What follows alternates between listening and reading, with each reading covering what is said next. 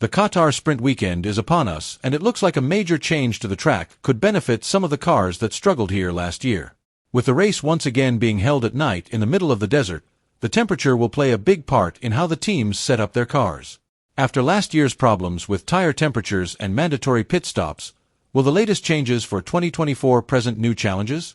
Qatar was one of the most controversial races on the F1 calendar, mainly due to the new abrasive asphalt and the presence of pyramid curbs.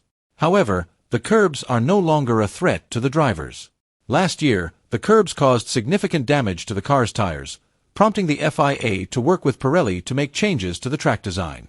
The Misano-style curbs approved by the FIA and FIM have now been modified. In an official statement, the FIA said that the sharp peaks and edges of the Misano curbs have been shaved off at several corners to reduce the risk of tire sidewall damage when cars pass through the runoff area.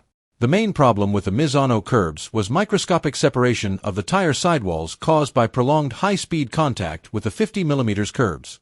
Pirelli's Mario Isola explained that the problem is not only the geometry of the curbs, but also the duration and speed of the car on the curbs.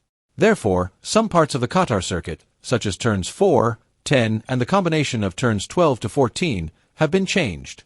In addition, gravel strips have been added behind the curbs to prevent drivers from exceeding the track limits, a major problem not only in Qatar but also at other tracks such as Austria. This change is also intended to avoid the mandatory pit stops that were imposed last year due to major tire problems, where the FIA and Pirelli agreed that driving more than 18 laps was too dangerous. As a result, a 3-stop race was introduced to ensure safety. The temperature in Qatar is also a major concern.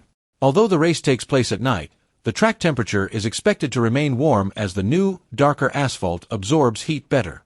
Toto Wolff is optimistic that the conditions in Qatar will suit his team, Mercedes.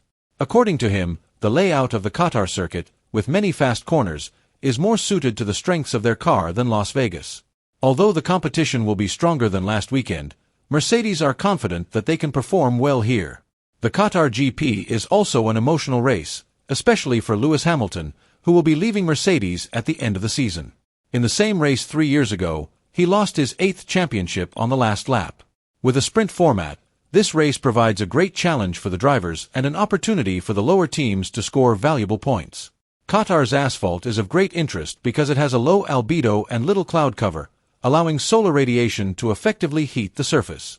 Although the air temperature is around 7 degrees Celsius, the surface temperature of the asphalt can rise to 30 degrees Celsius.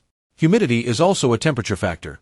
High humidity during the day lowers the peak surface temperature through evaporative cooling, while at night the humidity creates an insulating effect that slows the release of heat. If teams fail to keep their tire temperatures within the optimum range, they will have to make more frequent pit stops, which can be crucial in the battle for the constructors' title. Mercedes and Aston Martin are already secure in their positions, while Sauber is more focused on preparing for 2026 and the takeover by Audi. With all the changes to the Qatar circuit, who do you think will come out on top?